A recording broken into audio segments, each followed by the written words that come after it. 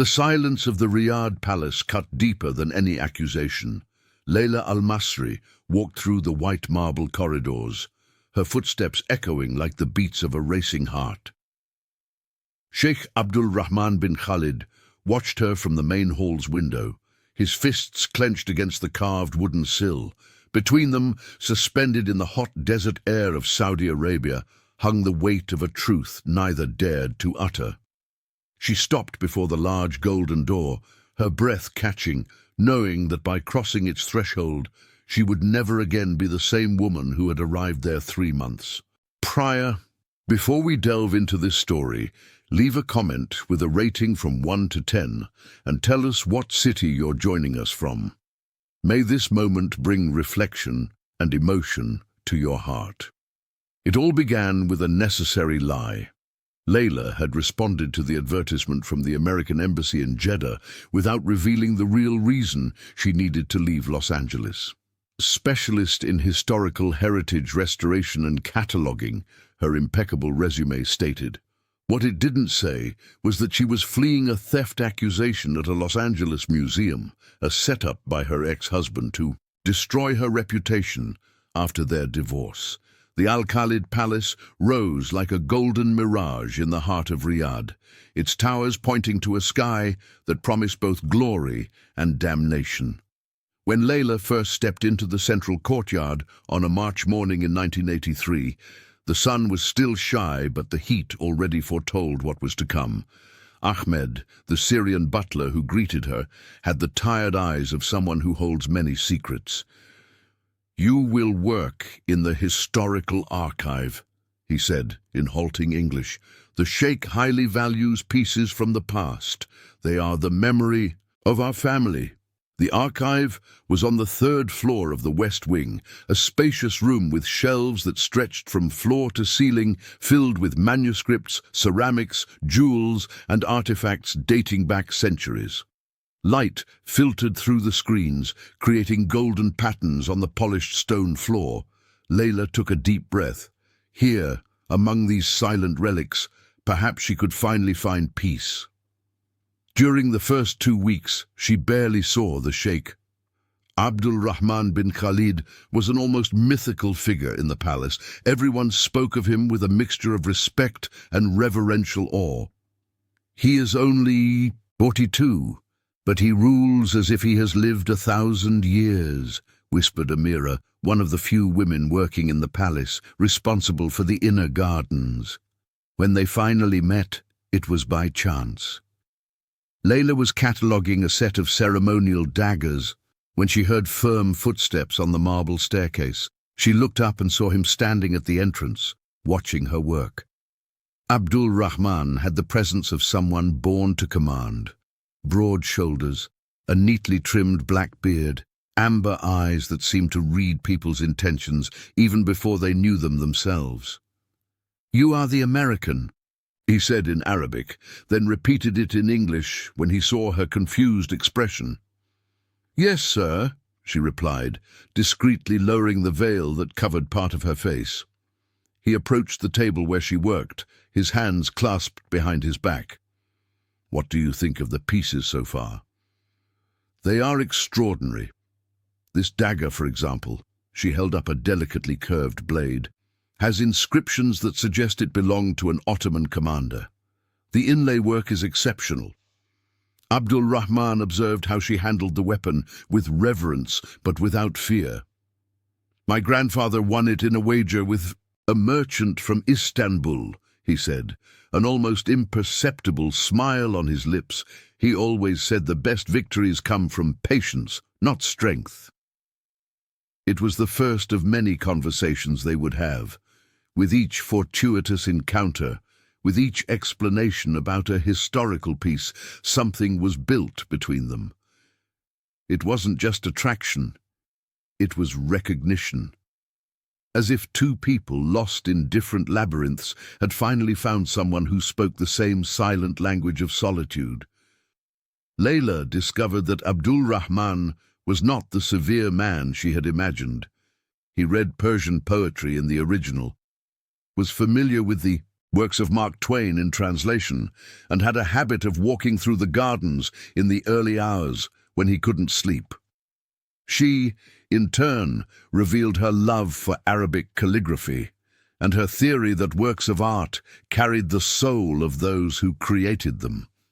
"Do you believe objects hold memories?" he asked one afternoon when he found her restoring an illuminated manuscript from the 14th century. "I believe they hold intentions," she replied, without looking up from her work. "Whoever made this loved what they did. Look at how the gold was applied, each leaf placed with a delicacy that only love can explain." Abdul Rahman remained silent for a long time, watching her hands work.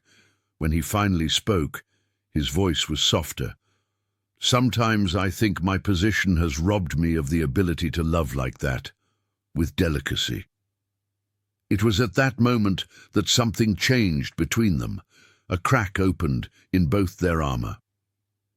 Sultana Al-Khalid's ruby necklace was more than a jewel. It was the symbol of the dynasty. Abdul Rahman's mother had worn it at her wedding, and her mother before that. 5 generations of women in the family had been blessed with those red stones that, according to tradition, brought protection and fertility to the lineage. On a Thursday morning in May, when the muezzin was still calling for the sunrise prayer, Ahmed discovered that the family treasure vault had been breached. The steel door was ajar, and the blue velvet box that held the necklace was empty. The palace went into a state of silent alert. Abdul Rahman ordered that no one enter or leave until the jewel was found. Guards searched all employees, scoured every room, examined every corner where a small object could be hidden. It was Mansour, the head of security, who found the fragment of fabric, a tiny, almost imperceptible piece of navy blue silk caught in the safe's lock, the same shade as the veil Layla wore every day. "Sir," Mansour said privately to Abdul Rahman, "I fear we have found a clue." The sheikh took the fabric between his fingers, feeling its silky texture. The world around him seemed to shrink until it fit into that small piece of cloth. It couldn't be. Not her. But the evidence was too clear to ignore. Layla had access to the archive, knew the palace corridors, and had worked late the night before. More importantly, she was the only foreigner on staff, the only one who had no local family ties to deter her from theft. "Bring her here," Abdul Rahman ordered, his voice colder than the palace marble. When Layla entered the Sheikh's private office, accompanied by 2 guards, her face was serene, but her eyes betrayed a deep sadness. She already knew. Somehow, she already knew what she would be accused of. "Sit," Abdul Rahman said, indicating a red leather chair before the mahogany desk. Layla obeyed, her hands clasped in her lap. She wore a simple black abaya and the navy blue veil that now condemned her. "My mother's necklace has disappeared," he said, observing every micro-expression on her face. "We found this in the safe." He placed the fabric fragment on the desk. Layla looked at the piece of silk, and her eyes filled with restrained tears. Not of guilt, Abdul Rahman realized, of desolation. "Do you understand the weight of this accusation?" he asked. "More than you can imagine," she replied, her voice firm despite the emotion. "I've already lost everything for something I didn't do." The sentence hit him like a slap. There was something in the way she said it, a previous pain, a trauma this situation was rekindling. Abdul Rahman leaned back in his chair, studying the face of the woman before him. "Explain yourself," he said, softening his tone. Layla took a deep breath. "Before coming here, I worked at the Museum of Art in Los Angeles. I was accused of stealing a Byzantine piece. My ex-husband, who also worked there, planted evidence to destroy me. I lost my job, my reputation. I was almost arrested. I came to Saudi Arabia because it was the only place where I could still practice my profession.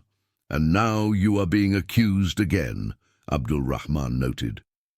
"The irony isn't lost on me," she said, a bitter smile on her lips. Abdul Rahman stood and walked to the window overlooking the central courtyard. Downstairs, palace staff whispered in groups, speculating about what had happened. If he handed Layla over to the authorities now, everything would be resolved quickly. The guilty party would be punished, the case closed, his reputation as a firm leader kept intact, but something prevented him from giving the order. "Mansour," he called. The head of security immediately appeared at the door. "I want Miss Al-Masri to be kept under constant surveillance, but remaining in the palace. She will not leave the grounds until we investigate this case completely." "Sir?" Mansour asked, surprised. "You heard me," Abdul Rahman said, without taking his eyes off the window. When Mansour left, Layla was still sitting, motionless. "Why didn't you turn me in?" she asked. Abdul Rahman turned to face her. "Because I want to be certain of the truth, and because," he paused, "your story seemed familiar to me." It was true. 2 years prior, Abdul Rahman himself had been accused of corruption by a consortium of businessmen who wanted to overthrow his family. The accusations were false, but they almost destroyed his political position. He understood what it meant to be judged before the verdict. "You will stay in the guest room in the north wing," he said. "You will have freedom to move around the palace, but always accompanied. And Layla," she looked up at hearing her name pronounced by him for the first time, "I will discover the truth, whatever it may be." The days that followed were strange for both of them. Layla continued her work. In the archive, now under the constant supervision of Amira, who had become her official companion. The young gardener was kind, but Layla felt the weight of the other staff's gazes, some with pity, others with suspicion. Abdul Rahman, in turn, found himself going to the archive more often than necessary. He told himself it was to observe the suspect, but the truth was more complicated. Her presence intrigued him. Even under suspicion, even knowing that everyone in the palace was watching her, Layla maintained her dignity. She worked with the same dedication, treated everyone with the same courtesy, neither victimized herself nor begged for mercy. "How do you manage?" he asked one afternoon, finding her restoring a 15th-century astrolabe. "Manage what?" she replied, without looking up from the delicate cleaning work. "To stay whole after everything." Layla paused, looking at him. "Because the truth has its own weight. Lies need constant support, but the truth stands on its own. Eventually, it comes to light. And if it doesn't, it always does. Perhaps not in the way or time we expect, but it does." Abdul Rahman sat in the chair beside the work table, something he had never done before. The physical proximity made them aware of each other in a new way. The subtle scent of jasmine she wore, the warmth emanating from him, the almost palpable tension between them. "Tell me about your ex-husband," he said. Layla was still for a moment. "David, we met in college, married too young. He had ambition, I had talent. For a while that worked. Then he decided my success was hindering his." "How so?" "I was better at what I did. I received the most important projects, the recognition he thought he deserved. So he planted a replica of the Byzantine piece on my desk and reported me. Did you manage to prove your innocence?" "I couldn't prove his guilt, which isn't the same thing. Enough not to be arrested, but not enough to clear my name." She returned to work on the astrolabe, her hands trembling almost imperceptibly. Sometimes injustice isn't about being guilty or innocent, it's about who has more power to tell the story. Abdul Rahman felt something stir in his chest. Anger at the man who had done this to her, admiration for her strength, and something more dangerous, tenderness. "I'm sorry," he said simply. "You don't have to be. That brought me here." "And you consider that a blessing?" Layla looked up to meet his eyes. For a moment, time seemed suspended between them. "I don't know yet," she answered, honest. That night, Abdul Rahman couldn't sleep. He walked through the gardens as he always did when insomnia visited him, but his thoughts found no peace. He thought about the way Layla handled the ancient pieces, as if each one were a living being that deserved respect. He thought about the serenity with which she faced the accusation, the dignity she maintained even under suspicion. He thought about the sadness in her eyes when she mentioned her ex-husband, and he wondered if he wasn't making the mistake of his life. The next morning, Hassan al-Najjar, his closest advisor, requested a private audience. Hassan was a 60-year-old man, with a grey beard and penetrating eyes of someone who had seen many political storms. "Abdul Rahman," he said, dispensing with formalities as he did when they were alone. "What is happening with the foreigner?" "I am investigating," the Sheik replied, preparing tea in a silver samovar. "There are rumors in the palace. They say you are protecting her." Abdul Rahman poured the tea into 2 small glass cups. "I am ensuring that justice is done." "Justice?" Hassan raised an eyebrow. "The evidence is clear. The fabric, the access, the opportunity. Any court would convict her. Evidence can be planted." "Now you sound paranoid." Abdul Rahman sat opposite the advisor. "Hassan, you have known me for 20 years. When have I ever acted out of paranoia?" The older man sighed. "Never. But I have also never seen you protect a woman accused of stealing from your family." "I am not protecting anyone. I am seeking the truth." "The truth, Abdul Rahman, is that you are developing feelings for her, and that clouds your judgment."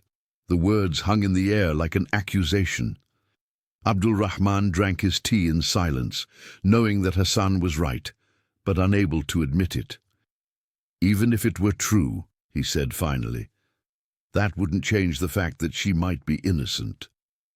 "She might be. But what if she isn't? What if she is manipulating those very feelings to escape justice? Have you thought about that?"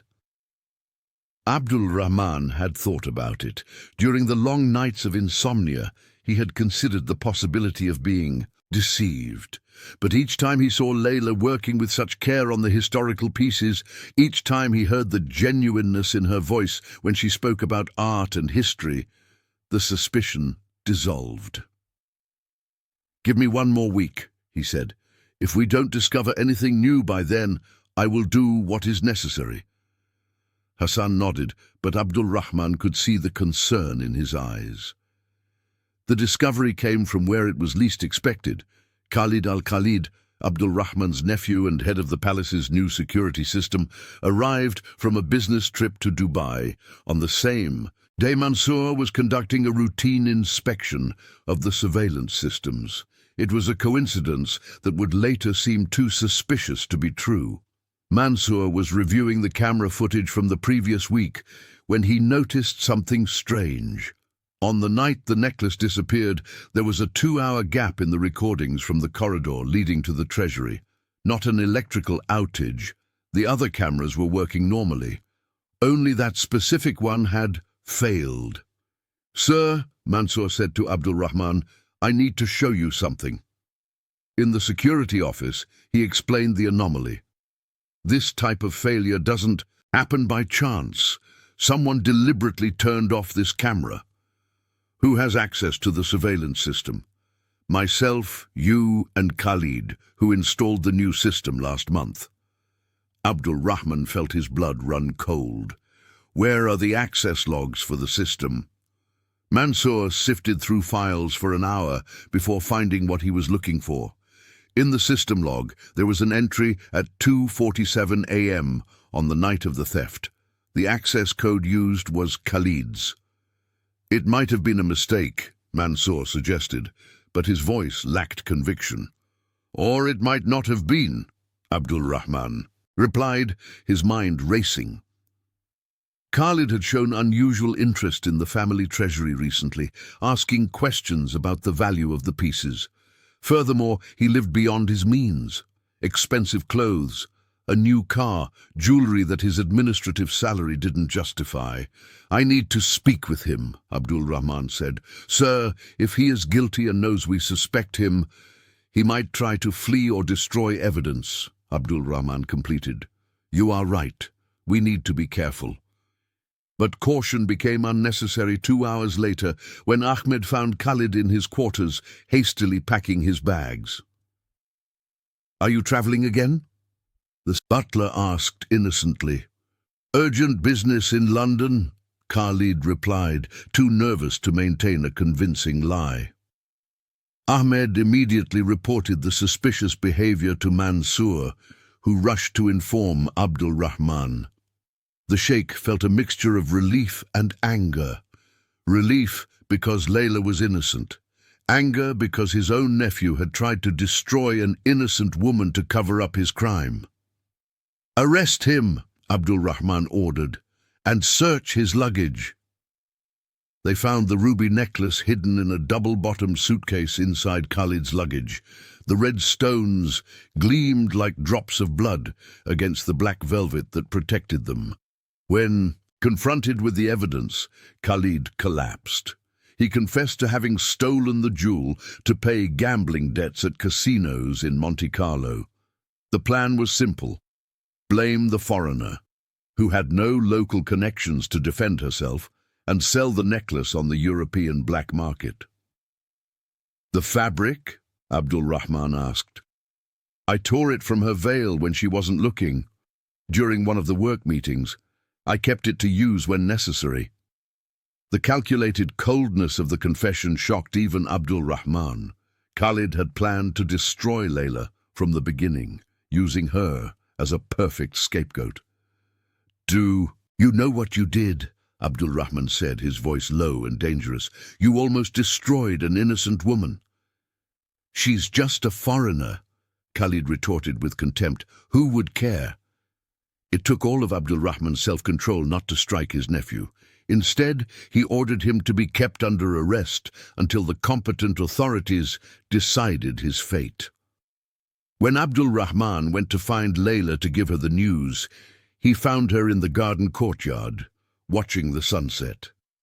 She was sitting on a white stone fountain, her navy blue veil moving gently with the warm desert breeze. She seemed lost in thought, and for a moment he hesitated to interrupt her. "Layla," he called softly. She turned, and Abdul Rahman saw that her eyes were red. She had been crying. "What is it?" he asked, approaching. "Nothing," she said, discreetly wiping her face. "Just homesickness."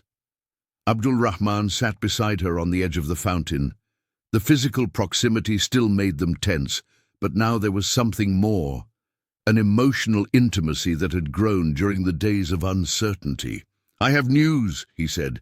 "We discovered who really stole the necklace." Layla turned to face him completely. "Who?"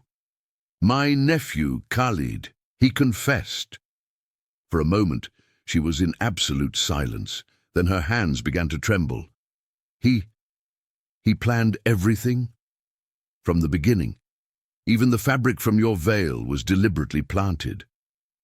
Tears began to stream down Layla's face, not of sadness, but of a relief so intense it left her speechless. All the tension of the past few days, all the fear of reliving the Los Angeles nightmare, dissolved at once. "You are free," Abdul Rahman said, "completely free. Your accusations will be publicly withdrawn tomorrow." Layla covered her face with her hands and cried openly. Abdul Rahman had an impulse to comfort her, to touch her, but he held back. Even now, even knowing of her innocence, there were social rules and protocols that couldn't be ignored. "Thank you," she said finally, controlling her tears. "Thank you for believing in me." "I didn't believe," he said, honest. "I investigated. There's a difference. But you gave me the chance to have the truth discovered. Another man in your position wouldn't have done that." Abdul Rahman looked at the sky, which was gradually darkening, the first stars beginning to appear. "Another man in my position wouldn't have cared about the truth, only its appearance. And what makes you different?" He looked at her directly in the eyes. You. The word hung between them, like an involuntary confession. Abdul Rahman realized he had said more than he intended, but he didn't regret it. "Abdul Rahman," Layla said softly, "what is happening between us?" "I don't know," he admitted. "I only know that since you arrived here, something has changed. In me, in the way I see things." "This is dangerous," she said. "I know. For both of us. I know." They fell silent, watching the night take over. The palace! They knew that this conversation had led them into unknown and risky territory, but neither had the strength to retreat. "What happens now?" Layla asked. "Now you go back to your work. The suspicions are over. You are free." "Free," she repeated, as if testing the taste of the word. "And what about this?" She gestured vaguely between them. Abdul Rahman stood up, his hands clasped behind his back. "That is a complication I cannot resolve today." Layla nodded, understanding. There was too much at stake, his position, both their reputations, the cultural and social differences that separated them. "Abdul Rahman," she called as he began to walk away. "Yes, thank you for giving me what David never gave me." "What was that?" "The chance to prove my innocence." He nodded and walked away, leaving her alone with her thoughts and the soft sound of the fountain water. The days that followed were simultaneously liberating and torturous for Layla. She was officially free of suspicion, could move around the palace without escort, and all the staff now treated her with due cordiality. Khalid had been handed over to the authorities, and the real story of the theft had spread quickly through the corridors. But freedom brought a new form of imprisonment, the awareness that her feelings for Abdul Rahman had grown beyond any practical possibility. She found herself waiting for casual encounters in the archive, analyzing every word he said in search of hidden meanings, and dreaming of conversations that could never happen in public. Abdul Rahman, in turn, struggled with a dilemma that kept him awake every night. As a leader, he needed to maintain the dignity of his position and respect the traditions of his culture. As a man, he was falling in love with a woman who represented everything his upbringing had taught him to view with caution: foreign, divorced, too independent by local standards. The tension reached its limit one June afternoon when Layla was cataloguing a collection of Persian manuscripts on the archive's terrace. Abdul Rahman appeared without warning, as had become his habit. "May I see what you are doing?" he asked. "Of course," Layla replied, but her voice trembled slightly. He approached the table where she worked, standing closer than protocol would advise. Her scent, jasmine mixed with something lightly citrus, disturbed him in a way he couldn't control. "This is one of Hafez's manuscripts," she said, pointing to a page decorated with gilded illuminations. 14th century, probably copied in Isfahan. Abdul Rahman leaned in to see better, and for a moment their shoulders touched. Both moved away immediately, as if they had received a shock. "Sorry," he murmured. "It was nothing," she replied, but her eyes said otherwise. They stood for a moment, aware of the proximity, the warmth emanating from each other, the sexual tension that had accumulated during weeks of cautious conversations and meaningful glances. "Layla," Abdul Rahman said, his voice hoarser than usual. "Yes?" "This is torture." She looked up, to meet his eyes. "What?" "To pretend I feel nothing, to pretend you don't mean more to me than you should." The words came out like a confession torn out by force. Abdul Rahman immediately regretted being so direct, but he could no longer bear the weight of the unsaid. Layla remained motionless. "Abdul Rahman, I know," he said quickly. "I know it's impossible. I know it can lead nowhere. I know all the reasons why I should keep my distance, but I can't." "Neither can I," she admitted softly. The mutual confession left them even more vulnerable.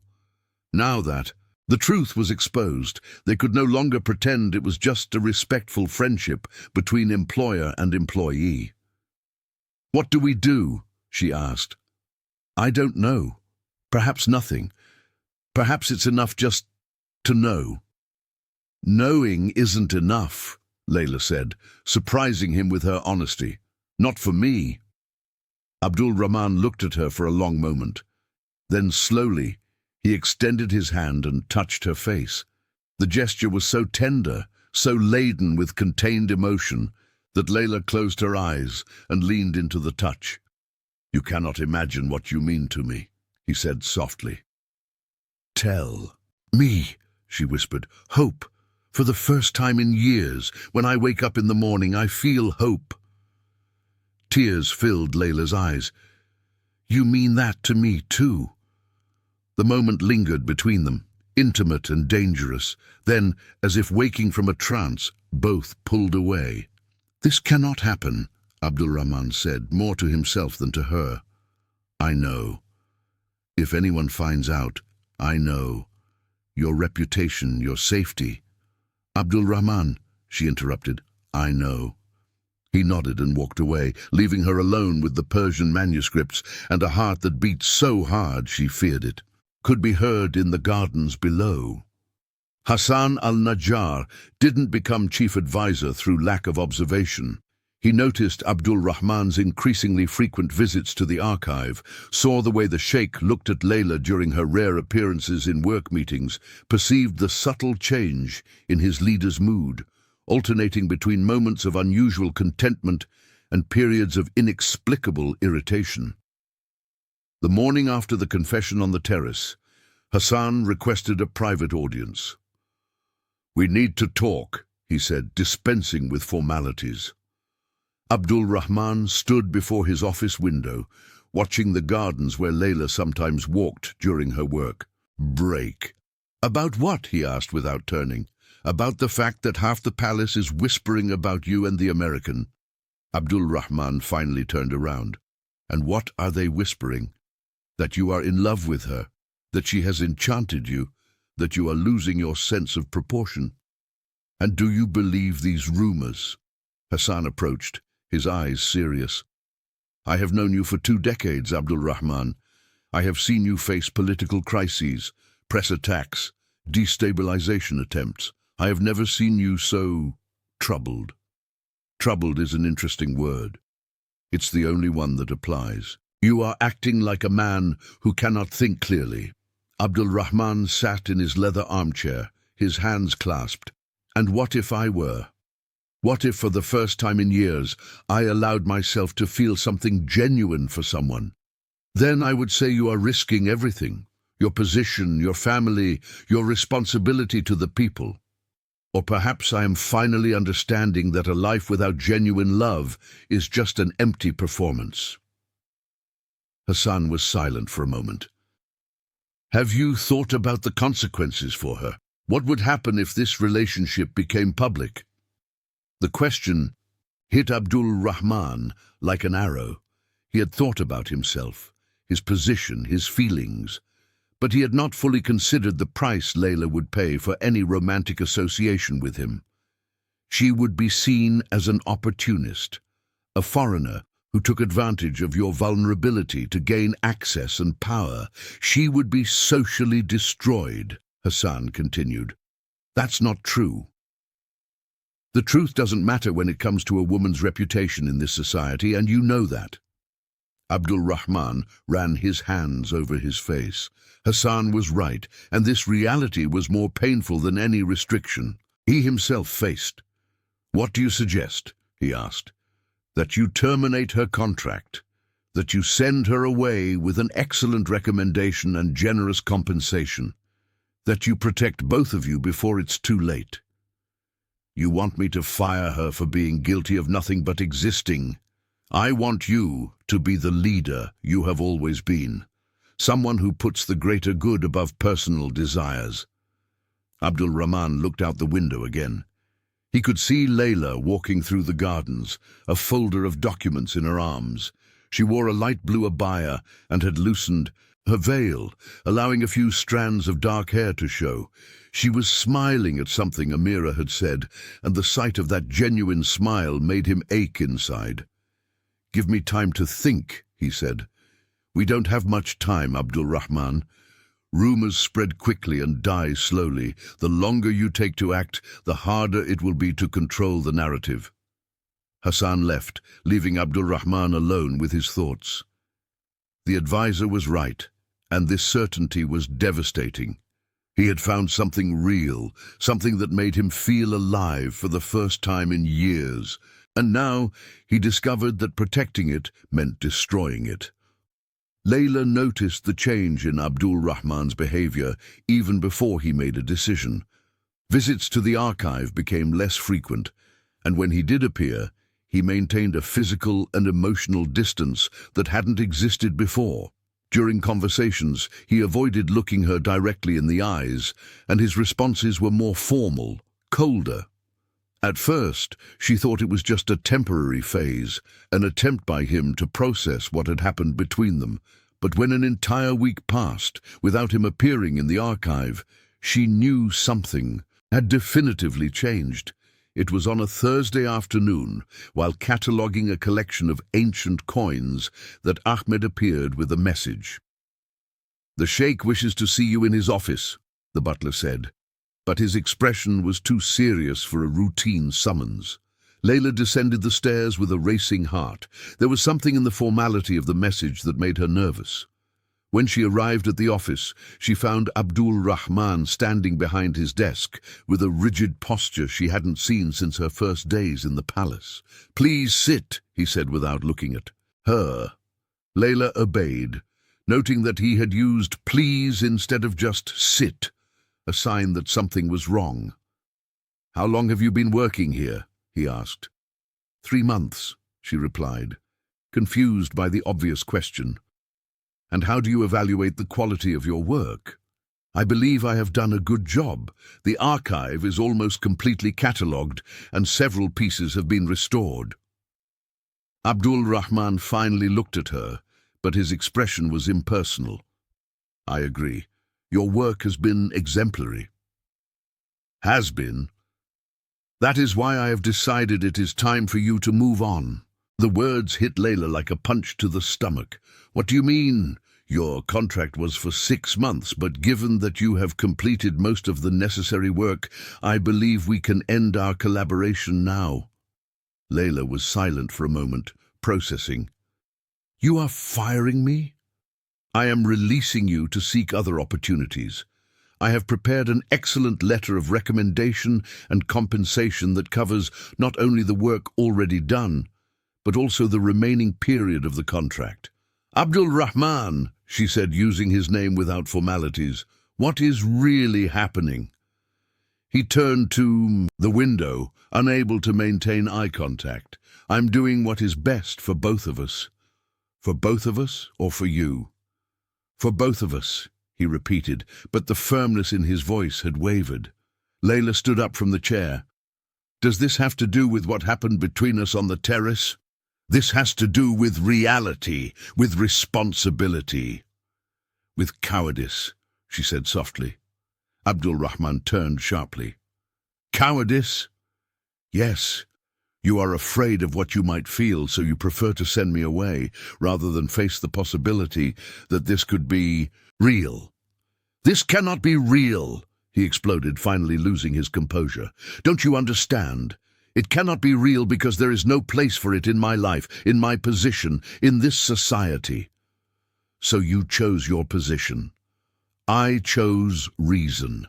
I chose to protect you from a situation that could only hurt you." Layla took a few steps towards him. "What if I say I don't need your protection? What if I say I prefer to take risks than to always wonder, what if?" Abdul Rahman looked at her for a long moment. For a second she saw the vulnerability in his eyes, the man hiding behind the authority. Then the mask returned. "It would be irresponsible of me to allow that," he said. "Irresponsible or impossible to bear."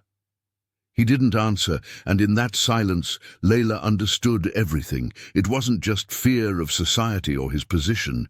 It was fear of himself, of losing the control he had so carefully built over the years. "Very well," she said finally. "When should I leave?" "There is a flight to Los Angeles on Sunday. I've already arranged everything. 3 days." "Yes." Layla nodded and headed for the door. Before leaving, she turned one last time. "Abdul Rahman." "Yes?" "One day you will wonder if it was worth trading the possibility of true love for the certainty of a controlled life. I hope when that day comes, you can live with the answer." She left, closing the door softly behind her, leaving Abdul Rahman alone with his ghosts and his decision. The 3 days that followed were a strange mixture of anticipated farewell and premature grief. Layla continued working in the archive, finishing the last details of the cataloguing with an almost obsessive dedication. It was her way of processing the pain, focusing on the work she loved, avoiding thinking about what she was leaving behind. The palace staff were surprised by the news of her departure. Amira cried openly when she found out, saying that Layla was the first foreigner who had genuinely been interested in the local culture. "You're not just leaving," the young gardener said. "You'll take a piece of all of us with you." Ahmed also expressed his sadness discreetly. "It was an honor to work with someone who respected our history so much," he said, handing her a small farewell gift, an Arabic calligraphy book. Abdul Rahman, in turn, became an invisible presence in the palace. Layla learned from Ahmed that he had cancelled all non-essential meetings and spent most of his time in his private quarters. Part of her wanted to seek him out, try one last conversation, but her dignity wouldn't allow it. On Friday evening, the eve of her departure, Layla was on the archive terrace one last time, watching the golden sunset over Riyadh. The city stretched to the horizon like a sea of light and shadow, and she tried to engrave that image in her memory. It was there that Abdul Rahman found her. She heard footsteps on the marble stairs, but she didn't turn around. She knew it was him by the deliberate way he walked, by the presence that always made her conscious of every beat of her heart. "I came to say goodbye," he said. "You didn't have to," she replied without turning. Abdul Rahman approached until he stood beside her at the balustrade. "Yes, I did." They stood in silence for a few moments, watching the city. The physical proximity was torturous for both, so close they could feel each other's warmth, but separated by an abyss of impossibilities. "I'm sorry it ended this way," he said finally. "Me too. I want you to know that this wasn't easy for me." Layla finally turned to face him. "Then why do it?" "Because sometimes loving someone means protecting them, even if it means losing them." "That's very noble," she said with a touch of irony, "and very convenient." Abdul Rahman swallowed hard. "Convenient?" "It allows you to feel heroic instead of cowardly." The accusation hit him squarely. "You think this is cowardice?" "I think it's fear disguised as protection." They looked at each other for a moment, charged with tension. Then, unexpectedly, Abdul Rahman laughed, a low, bitter sound. "Perhaps you're right," he said. "Perhaps I'm a coward." The admission surprised him as much as it did her. For a moment, the mask of authority fell completely, and Layla saw only a man grappling with his own demons. "Abdul Rahman," she said softly. "Yes? If you change your mind, I won't change it.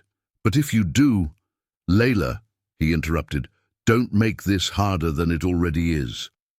She nodded, understanding that this would be their real farewell. There would be no change of decision, no last-minute miracles, just the painful acceptance that some stories don't have happy endings. "May I ask one thing?" she said. "Anything. Give me something to take with me, a memory that isn't this conversation." Abdul Rahman looked at her for a long moment. Then, slowly, he took a thin chain from his neck. From it hung a small silver amulet, a delicately crafted crescent moon. "It belonged to my mother," he said, placing the chain in her hands.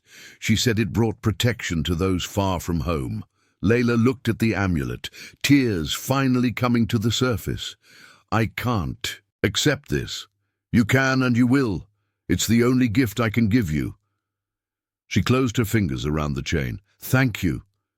Thank you. For everything." Abdul Rahman leaned in, and for a moment Layla thought he was going to kiss her. Instead, he touched her forehead with his, an intimate and chaste gesture at the same time. "May Allah protect you," he whispered. "And may He give you courage," she replied. He then stepped away, walking towards the stairs without looking back. Layla stood alone on the terrace, the amulet still warm in her hands, watching him disappear into the palace shadows. King Khalid Airport was bustling on Sunday morning. Layla had arrived early, not out of eagerness to leave, but because staying at the hotel only prolonged the agony of goodbye. Ahmed had accompanied her, insisting on helping with her luggage despite her protests. "It was an honor to meet you," the butler said when they reached the boarding gate. "The palace will not be the same without your presence." "Nor will I be the same after the palace," Layla replied, embracing the kind man who had been her first human connection in Saudi Arabia. As she waited for boarding, she thought of the irony of the situation. She had arrived in the country fleeing a false accusation and a destroyed life in Los Angeles. Now she was leaving with a broken heart, but also with something she hadn't possessed before, the certainty that she was capable of loving deeply again. The silver amulet rested against her chest, hidden beneath her blouse. It was a constant and comforting presence, a tangible reminder that what she had experienced had not been imagination. When her flight was called, Layla stood up slowly. For a moment, she looked back as if expecting to see a familiar figure running down the airport corridor. But there were only other passengers, families saying goodbye, the normal routine of people coming and going. During the 16-hour flight to Los Angeles, she had time to process everything that had happened in the past 3 months. The false accusation that brought her there, the equally false accusation that almost destroyed her again, the unexpected love she had found and lost. But when the plane landed at LAX, Layla realized that she wasn't returning to the same life she had left. She was a different woman now, stronger, wiser, more aware of her own worth. Work was waiting for her. The Museum of Contemporary Art, Los Angeles, had offered her a position based on the enthusiastic letter of recommendation Abdul Rahman had sent. It was a new beginning, a chance to rebuild her career on familiar ground. But on winter nights in Los Angeles, when homesickness weighed heavier, she touched the amulet and allowed herself to think of the man who had chosen security over risk, position over passion. And she wondered if he also remembered her when the desert wind was stronger and the loneliness of power weighed heavier. 6 months after Layla's departure, Abdul Rahman was in his private library when Mansour knocked on the door. "Sir, an international correspondence arrived that I thought you should see immediately." The envelope was thick, with a Brazilian stamp, and the sender made his heart race. El Al-Masri, Museum of Contemporary Art, Los Angeles. With hands that trembled slightly, Abdul Rahman opened the letter. Inside were 2 sheets of paper and a photograph. The first sheet was a formal letter, thanking him for the recommendation and informing him of her new position at the museum. Professional, cordial, without any personal reference to what they had shared. The second sheet was different. Handwritten in English, it simply said, "I am well. I hope you are too. Sometimes I wonder if you still wake up and feel hope. L." The photograph showed Layla in an art gallery, smiling as she explained something about a painting to a group of students. She wore Western clothes, her hair loose, but around her neck, visible if one looked closely, was the silver chain with the crescent moon amulet. Abdul Rahman stared at the photo for a long time. She looked happy, fulfilled, in the place where she belonged. The sight should have consoled him, but it only intensified the sense of emptiness he had carried since her departure. That night, Hassan found him in the garden, as had become habit when the advisor needed to speak of delicate matters. "You received news from her," Hassan said. It wasn't a question. Abdul Rahman showed him the photo. Hassan examined it and nodded. "She looks well." "She does." "Do you regret it?" The question hung in the night air. Abdul Rahman had asked himself the same thing every night for the past 6 months. "Regret implies I would do differently if I could go back in time," he said finally. "And would you?"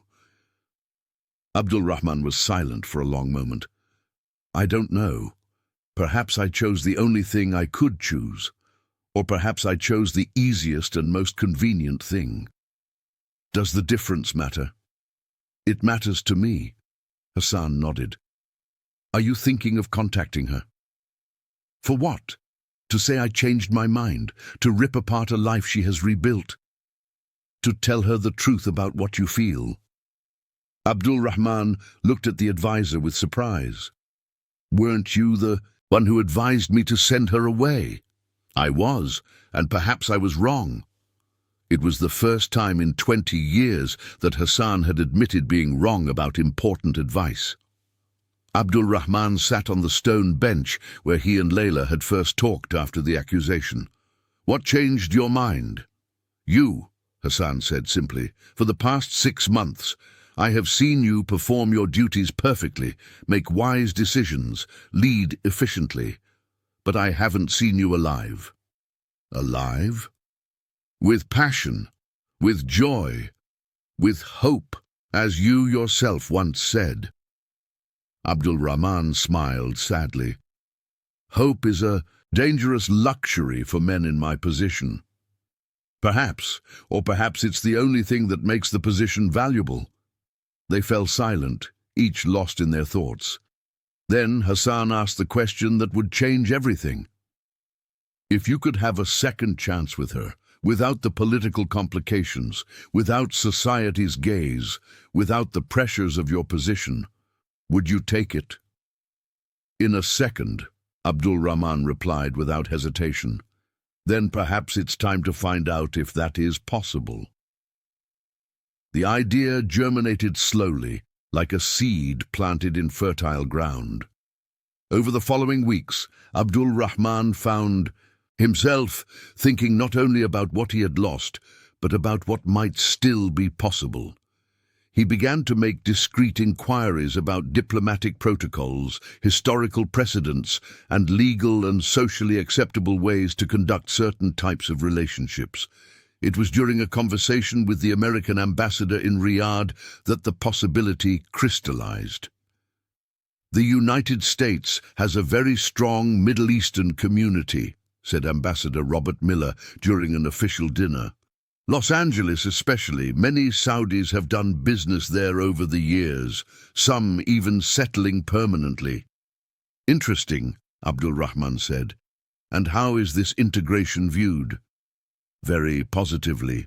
There is mutual respect for cultural traditions, but also openness to new ways of living." The conversation planted an audacious idea in Abdul Rahman's mind. What if the answer wasn't to bring Layla back to his world, but to find a way to exist in her world? In the days that followed, he began to discreetly research Saudi investments in the United States, cultural exchange programs, and possibilities of establishing an official presence for his office in Los Angeles. The official justification would be economic and cultural, expanding commercial ties between the two countries, facilitating educational exchange. The real justification would be to have a legitimate reason to spend time in the United States, to be near her without causing scandal in his own society. It was a risky plan, one that would take months to implement, but it was possible. And for the first time since Layla's departure, Abdul Rahman felt something he hadn't felt in a long time: hope. The second letter arrived a year after the first. This time it was just a sheet of paper with a single line: "I still wake up every morning feeling hope. And you?" Abdul Rahman smiled, the first genuine smile in months. He picked up a pen and began to write his reply. "Dear El, I am learning that hope isn't a luxury, it's a necessity. And yes, I wake up every day with it. Perhaps we can discuss this in person soon. An official delegation will be in Los Angeles next month for discussions on cultural partnerships. It would be an honor if you could serve as a consultant, given your experience with Arabic historical heritage. With anticipation and renewed hope, AR." It was a carefully formulated invitation, professional enough not to compromise her, but personal enough for her to understand the true meaning. 2 weeks later, the reply arrived. "Sheikh bin Khalid, it would be a pleasure to contribute to the discussions on cultural heritage. I will be available at your convenience. With professional gratitude and personal hope, L." Abdul Rahman kept the letter in his shirt pocket against his heart and began to make preparations for a trip that could change his life forever. The Museum of Contemporary Art, Los Angeles, was silent on a Thursday afternoon when Layla heard familiar footsteps echoing through the marble corridor. She was cataloguing a new acquisition, a collection of medieval Islamic art, when the sound made her stop and look towards the room's entrance. Abdul Rahman stood in the doorway, wearing a dark suit instead of traditional robes, but still carrying that unmistakable presence that made her conscious of every beat of her heart. He looked at her like a thirsty man who had finally found water. "Hello, Layla," he said softly. "Hello, Abdul Rahman," she replied, struggling to keep her voice steady. They looked at each other for a moment that seemed eternal, the weight of a year of separation and longing suspended between them. Then he smiled, the smile she had kept in her memory through all the difficult nights. "You look well," he said. "You too." Abdul Rahman approached slowly, as if afraid of breaking a spell. "May I see what you are cataloguing?" "Of course," she said, and when he came close enough to see the pieces on the table, she added softly, "I missed you." "I missed you too," he replied, looking her directly in the eyes. "Every day." "Abdul Rahman," she said, "what are you doing here? Really?" He took a deep breath. "Finding out if a year of growth has given us enough courage to try. Again." "And have you found out?" "I'm still finding out." He delicately touched the amulet she wore around her neck. "But I see you kept this." "I never took it off, nor did I ever stop thinking about you." Layla felt tears begin to form. "And now?" "Now I would like to know if you would join me for dinner. As two free adults in a city where no one knows us, without protocols or traditions or positions to tell us what we should feel." She smiled through her tears. "I thought you'd never ask." And when he extended his hand to her, Layla took it without hesitation. Some thefts, she thought, are worth committing. Dear listeners, we hope this story has touched your heart. If you were moved, please like, subscribe to the channel, and tell us in the comments what resonated with you the most. Every day we bring you real stories, full of emotion and humanity. Your voice is part of this universe.